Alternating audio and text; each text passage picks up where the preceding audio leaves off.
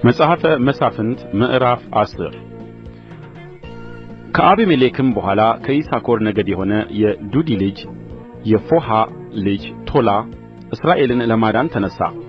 በተራራማውም በኤፍሬም አገር ባለችው በሳምር ተቀምጦ ነበር። በእስራኤልም ላይ 23 ዓመት ፈረደ፣ ሞተም፣ በሳምርም ተቀበረ። ከእርሱም በኋላ ገለዓዳዊው ኢያዕር ተነሣ፣ በእስራኤልም ላይ 22 ዓመት ፈረደ። በ30 የአህያ ግመሎች ይቀመጡ የነበሩ 30 ልጆችም ነበሩት። ለእነርሱም እስከ ዛሬ ድረስ የኢያዕር መንደሮች የተባሉ በገለዓድ ምድር ያሉ 30 ከተሞች ነበሩአቸው። ኢያዕርም ሞተ፣ በቃሞንም ተቀበረ።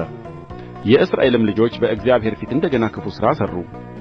በኣሊምንም አስታሮትን፣ የሶርያንም አማልክት፣ የሲዶናንም አማልክት፣ የሞዓብንም አማልክት፣ የአሞንንም ልጆች አማልክት፣ የፍልስጥኤማውያንንም አማልክት አመለኩ። እግዚአብሔርንም ተዉ፣ አላመለኩትም። የእግዚአብሔርም ቍጣ በእስራኤል ላይ ነደደ፣ በፍልስጥኤማውያንና በአሞን ልጆች እጅ አሳልፎ ሰጣቸው።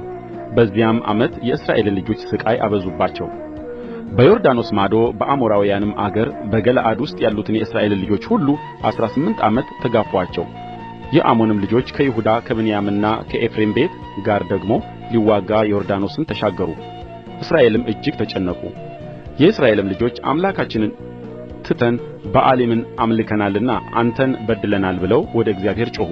እግዚአብሔርም የእስራኤልን ልጆች አላቸው፣ ግብጻውያን፣ አሞራውያንም፣ የአሞንም ልጆች፣ ፍልስጥኤማውያንም፣ ሲዶናውያንም፣ አማሌቃውያንም፣ ማዖናውያንም አላስጨነቋችሁምን? ወደ እኔም ጮኻችሁ፣ እኔም ከእጃቸው አዳንኋችሁ። እናንተ ግን ተዋችሁኝ፣ ሌሎችንም አማልክት አመለካችሁ። ስለዚህም ደግሞ አላዳንኋችሁም። ሄዳችሁ የመረጣችኋቸውን አማልክት ጥሩ፣ እነርሱም በመከራችሁ ጊዜ ያድኑአችሁ።